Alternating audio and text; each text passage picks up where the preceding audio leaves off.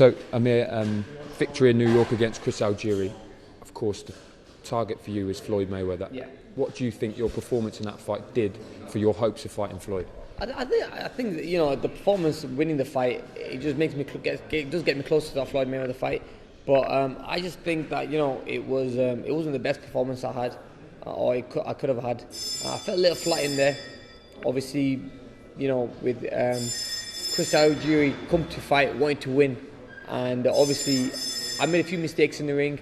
I just felt, well, not even in the ring, maybe outside the ring it was. I felt really flat being in that fight. I didn't feel the same. I didn't feel the same Amir Khan going into the fight with explosiveness, speed, movement. I felt a little flat in that fight. I don't know if that was due to training too much, or maybe I don't know, doing something different. Maybe we're making the weight wrong, or maybe making the weight too early. I don't know what it was. But look, I'm just going to go back to drawing board and see where I made that mistake and not make that mistake again. I'm glad it's happened now and not for a big fight. Sometimes you can leave it in the gym. Sometimes you can, or overtrain. But look, like I said, we're all human, not a machine. And it's all about just maybe coming back from it stronger. But that doesn't put me it doesn't depart me from my trainer, Virgil Hunter.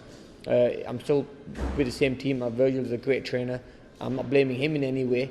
But I just think that I might have done a few things that I shouldn't have done wrong, like maybe train too much, too hard. Sometimes I should have taken a day off when really I don't really like taking days off. I like to push myself all the time. So it's all experience, and as I'm getting older now, I'm getting a little bit more wiser, and I'm going to have to be more professional and start listening to my body more.